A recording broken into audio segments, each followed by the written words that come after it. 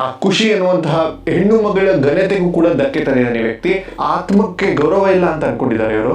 ಖುಷಿ ಎನ್ನುವಂತಹ ಹುಡುಗಿಗೆ ರೇಪ್ ಅಂಡ್ ಮರ್ಡರ್ ಆಯ್ತು ಅಂತ ಇವರೆಲ್ಲ ಹಬ್ಬಿಸ್ಕೊ ಬಂದ್ಬಿಟ್ರಲ್ಲ, ಆ ಆತ್ಮಕ್ಕೆ ಮಾಡಿರುವಂತ ಅವಮಾನ ಅಲ್ವೇನಿದು? ಯಾರಾದ್ರೂ ಯೋಚನೆ ಮಾಡ್ತಾ ಇದ್ರೆ ಇದೊಂದು ಕಾನೂನು ಇದೆ ಅನ್ನೋದು ಗೊತ್ತಾ ಯಾರಿಗಾದ್ರೂ? ಒಂದು ಹೆಣ್ಣಿನ ಆ ಹೆಣ್ಣು ಸತ್ತೋಗಿದ್ರು ಕೂಡ ಆಕೆಯ ಆತ್ಮಕ್ಕೂ ಕೂಡ ಗೌರವ ಇದೆ ಅನ್ನೋದನ್ನ ಮರಿಬಾರ್ದು. ಸುಲಭವಾಗಿ ಮಾತಾಡಬಹುದು, ಮೈಕ್ ಸಿಗುತ್ತೆ, ಎಲ್ಲವೂ ಪ್ರಚಾರ ಸಿಗುತ್ತೆ ಅನ್ನೋ ಕಾರಣಕ್ಕೆ ಮಾತಾಡೋಂಥವ್ರಿಗೆ ಇದೊಂದು ಎಚ್ಚರಿಕೆ ಗಂಟೆ ಆಗಬೇಕು.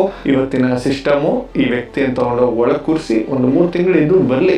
ಆ ಖುಷಿ ಅನ್ನುವಂತಹ ಒಂದು ಹೆಣ್ಣು ಮಗಳ ವಿಚಾರವನ್ನ ಯಾರೋ ಫಸ್ಟ್ ಒಬ್ಬ ವಿಡಿಯೋ ಮಾಡಾಕಿರ್ತಾನೆ, ಅದಕ್ಕೆ ಇವನು ಸೌಜನ್ಯ ಹೋರಾಟಗಾರನನ್ನು, ಅಯ್ಯೋ ರಾಜ್ಯದಲ್ಲಿ ಹೆಣ್ಣು ಮಕ್ಕಳ ರಕ್ಷಣೆಗಾಗಿರುವಂತ ನಾನು ಹತ್ಕೊಳ್ತು, ಇಲ್ಲಿ ದುಡ್ಡು ಸಿಗ್ತಾ ಇಲ್ವಲ್ಲ ನನಗೆ, ಈಗ ದುಡ್ಡು ಮಾಡಕ್ ಆಗಲ್ವಲ್ಲ ನನಗೆ, ಏನ್ ಮಾಡೋದು ನಾನು?